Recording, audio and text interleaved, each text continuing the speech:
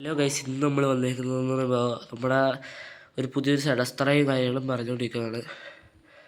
അപ്പോൾ അതൊരു BS6 വണ്ടിയാണ്. അപ്പോൾ അതിൻ്റെ ഇന്ന് നമ്മൾ ഇത്രയും പണിയുന്നതിൻ്റെ വീഡിയോ നമ്മുടെ കയ്യിലില്ല. അപ്പോൾ ഇന്നു മുതലാണ് നമ്മൾ വീഡിയോ എടുക്കുന്നത് ഈ ഒരു വണ്ടിയുടെ. അപ്പോൾ നമ്മൾ ഇന്ന് വന്നിരിക്കുന്നത് പറയുമ്പോൾ നമ്മുടെ ഇവിടെ ഒരു ഫ്രണ്ട് ഗ്ലാസ്സില്ലേ, ഫ്രണ്ട് മിറർ വരുന്നത്, അതങ്ങനെ ഉണ്ടാക്കുന്നതെന്നാണ് ഇന്നത്തെ വീഡിയോ. അപ്പം എങ്ങനെ ഉണ്ടാക്കുന്നതെന്ന് പറയുമ്പോൾ അതിനൊരു സ്ട്രക്ചറും കാര്യങ്ങളുണ്ട്. അതെ, ഇതാണ് അതിൻ്റെ സ്ട്രക്ചർ, സൈഡ് സ്ട്രക്ചറാണ് വരുന്നത്. അപ്പോൾ ഈ ഒരു സ്ട്രക്ചറിലാണ് നമ്മൾ ഷഡൗണിൻ്റെയൊക്കെ പോലത്തെ ആ ഒരു ഇതാണ് ഉണ്ടാക്കുന്നത്. അപ്പോൾ അതെങ്ങനെ വെക്കുന്നത്, നമ്മളിത് ഏകദേശത്തെ ഇവിടെ ആയിട്ടാണ് വെക്കുന്നത്. അതങ്ങനെ പണിയിൽ നമുക്ക് നോക്കാം. അപ്പം ഇതിനായിട്ട് നമുക്ക് വേണ്ടതെന്ന് പറയുമ്പോൾ ഇവിടെ നിന്നൊരു 3 ഈ ഒരു ഫുള്ള് ഇതേപോലത്തെ സ്ട്രക്ചർ ഫുള്ള് വേണ്ടത് 6 എണ്ണമാണ്. ഈ ഒരു സ്ട്രക്ചർ മാത്രമായിട്ട്, അതായത് 2 mm ഫോം ഷീറ്റിലാണ് നമ്മൾ പണിയുന്നത്. അപ്പോൾ ഈ ഒരു 2 mm ഈ ഒരു സ്ട്രക്ചർ നമുക്ക് 6 എണ്ണം വേണം.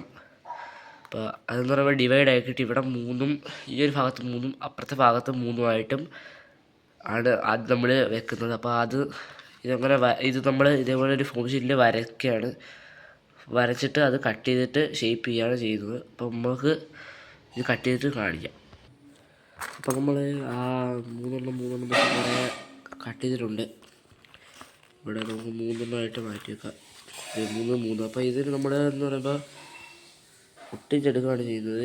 ഈ ഒരു അതിൻ്റെ കൂടെ ഈ 3 ആ 3 ഒട്ടിച്ചെടുക്കുകയാണ് ചെയ്യുന്നത്. നമുക്ക് ഒട്ടിച്ചിരിക്കുന്നത് എന്തോ ഏത് വശം വെച്ചാന്ന് പറയുമ്പോൾ നമ്മൾ ഫ്ലെക്സ് ക്ലിപ്പ് വെച്ചിട്ടാണ് ഒട്ടിച്ചിട്ട് കാണാം. വയസ്സ് ഇപ്പോൾ നമ്മളിവിടെ ഒട്ടിച്ചെടുത്തിട്ടുണ്ട്. 3 ഒട്ടിച്ചെടുത്തിട്ടുണ്ട്. ഇത് നമുക്ക് ഇതായിട്ടെന്ന് പറയുമ്പോൾ ഈ ഒരു മീൻസ് പറഞ്ഞുതരാം. ഇത് ഈ ഒരു ഭാഗത്തിൻ്റെ ആ ഒരു അളവിൽ നമുക്കൊരു 4 പീസ് കൂടെ കട്ട് ചെയ്യണം. കാരണം ഇതിൻ്റെ ഈ ഒരു ഭാഗത്ത് നമ്മൾ നോക്കുകയാണെങ്കിൽ ഇവിടെ ഇത്രയും കട്ടിയുണ്ട്. ഈ ഒരു ഭാഗത്തിനോടും ഈ ഒരു ഭാഗം പോകുമ്പോഴായിട്ട് കണക്റ്റഡാണ്.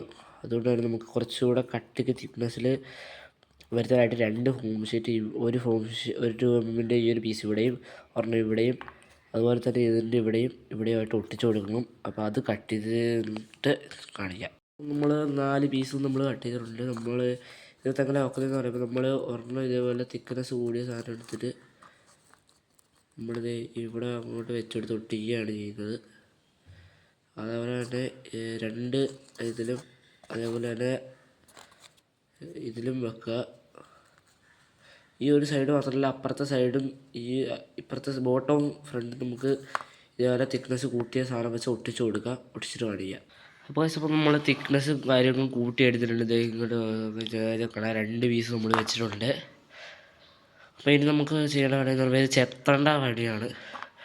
അതിനായിട്ട് നമ്മളുടെ ബ്ലേഡിൻ്റെ തന്നെ ഈ ഒരു ബ്ലേഡില്ലേ, നമ്മുടെ കട്ടിങ് നൈഫിൻ്റെ ഈ ഒരു ബ്ലേഡ് വെച്ചിട്ടാണ് നമ്മൾ ചെത്തുന്നത്. എന്നിട്ട് ചെത്തിയതിന് ശേഷം സാൻഡ് പേപ്പറിൽ വരയ്ക്കുകയാണ് ചെയ്യുന്നത്. നമുക്ക് എന്താ പറയുക, എടുത്തേക്കാം. ഇതിൻ്റെ ചെത്തിയിട്ട് ഞാൻ കാണിക്കാം. അപ്പോൾ ചെത്തുന്ന ബ്ലേഡിന് ഞാൻ കാണിച്ചത് ഇതേപോലത്തെ ബ്ലേഡാണ് നമ്മൾ ചെത്താൻ വേണ്ടി എടുക്കുന്നത്. അപ്പം ഫുള്ള് ചെത്തിയിട്ട് കാണിക്കാവേ.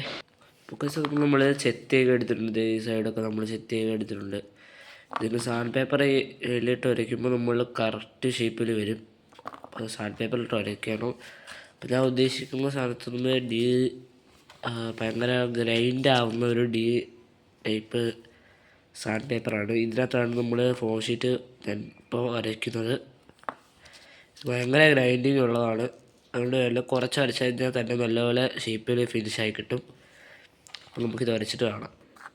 അപ്പം നമ്മളിത് നല്ലപോലെ ഗ്രൈൻഡ് ചെയ്തിട്ടുണ്ട്. ഇതേപോലത്തെ ഫിനിഷിങ്ങിൽ വരുത്തിയിട്ടുണ്ട്.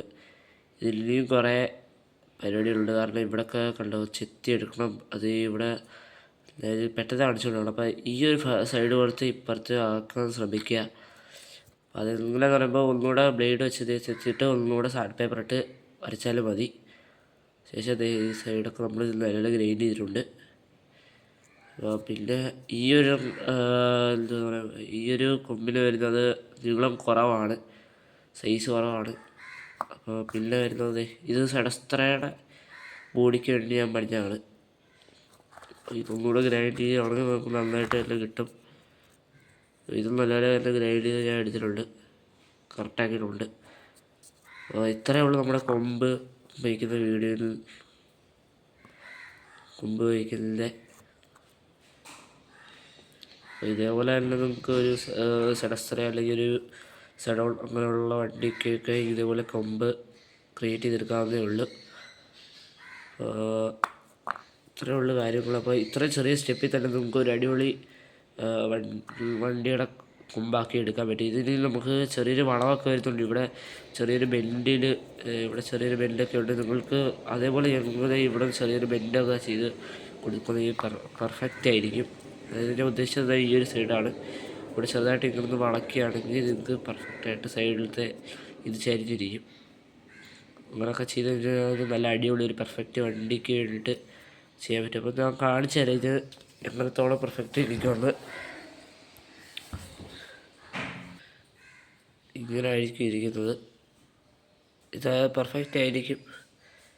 നമ്മൾക്കൊരു ശസ്ത്രക്കൊക്കെ പണിയുമ്പോൾ ഒരു അടിപൊളി കൊമ്പാണിത്.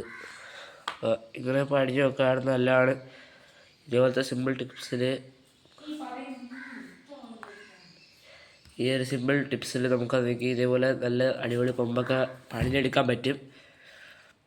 ഇതേപോലെ ട്രൈ ചെയ്ത് നോക്കുക. Okay, by.